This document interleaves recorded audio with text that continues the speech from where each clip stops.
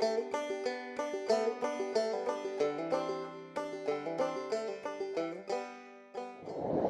I'm Sequoiah with Project Tree Collard, and I'm in Grass Valley, California today to talk to you about tree collards in heat waves, tree collards in drought, tree collards in hot, dry climates.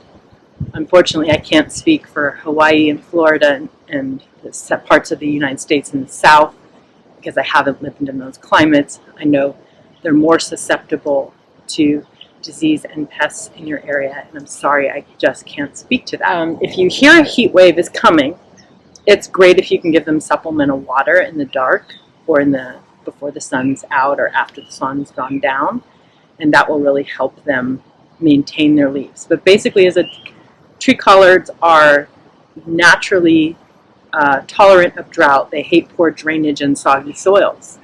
So they tend to do really well in heat, especially the dry heat, and in drought. But one of their adaptations is to lose their leaves. So you can see on this plant various levels of burning. Here's some mild burn up in this corner. And some of the leaves just get completely burnt afterwards. So they just start like this and they get more and more burnt. I'm going to take a very quick moment to remind you to please hit the subscribe button. Please like this video. Check out our other videos on all kinds of topics, mostly on tree collards and permaculture, sustainable gardening, homesteading. Really helps encourage me to make more content. So hit that button, please. Thanks. So I was gone for a few weeks, and when I came back, I was sick and we had a huge heat wave, and I did not supplementally water. But these tree collards are in part shade, and that's the thing I've learned is that after living in a very, very mild Bay Area climate with moisture in the air every night, even in the heat waves, they were just fine in full sun.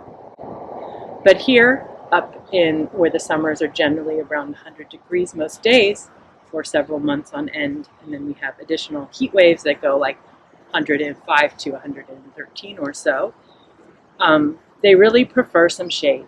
So if you don't have any shade on your property, like these guys get natural morning shade, it's morning now, and they get about 6 hours of hot afternoon sun, probably actually 6 to 8 from around 11 a.m. to sunset or something like that. So if you can't give that, you can pound some tea stakes or other kinds of poles and just do a shade cloth over the plants. It's not so pretty, but it would be a way of protecting them from, some extreme conditions coming your way. So there's the watering and there's the covering. And I didn't do any of that because I was out and unavailable. So I am just doing the cleanup. So we want to get all the stragglers, the dead leaves that are hanging in the plant out, and that will help airflow for the plant, which is important for health and for keeping it, the pests kind of away, like it's taking away their hiding spot.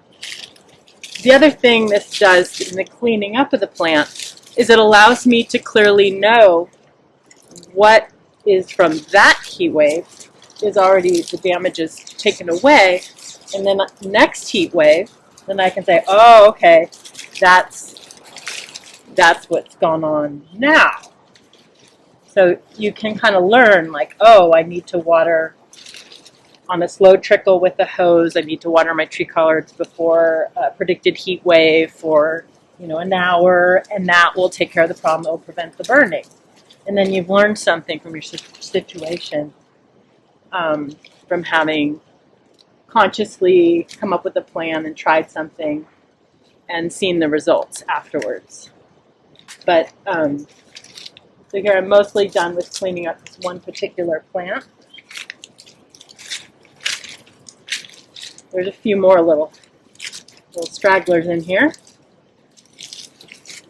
So now we're good to go. And the plant has good airflow. It's going to be less likely to have any attacks from insects that are coming by. If we have healthy plants, they're less likely to get attacked by insects. So my tree collards that are in full sun all day long in that heat wave have a lot more pest problems. They have a bigger pest load. Things like whitefly. The last and final piece is mulch. 2 different piles here, different colors, different ages. This one has a lot of mycelium in it because it's been sitting here at least a year and it's breaking down. And this one's from tree trimmers on our street more recently, so it's not breaking down much yet. It's got a lot of pine and cedar and stuff in it. I wouldn't worry about acidity levels with the mulch because unless you already have soil that's way too acidic, it generally is fine. Also, you can use something like compost. So this is a purchased compost that's made in our area, and that will look more like dirt and be there. You could also use straw. I find in the landscaping situation, like I have with the big blues, that the mulch, the wood chip mulch works best. The pests can't hide in it. I do find in the vegetable garden where I use straw as a mulch, that sometimes pests like harlequin bug or whitefly or different things can kind of overwinter in it, and slugs and snails can hide in it. So I tend to prefer the wood chip mulch or the compost. Either way, whatever mulch you use, it's going to keep those roots nice and protected from the heat, keep any moisture in, and just make for healthier plants because it's going to be breaking down and improving your soil over time. Now my big blues are doing great, and I'm very happy with them. I can't believe how resilient they are through the heat waves. But I could say the same of all the tree collards. All the varieties here have done very well, including Jolly Green, Michigan, Purple, Merit, etc. So happy growing, and thanks for watching. And please subscribe to my YouTube channel. It really, really helps encourage me to make more content. It really helps me keep the channel going.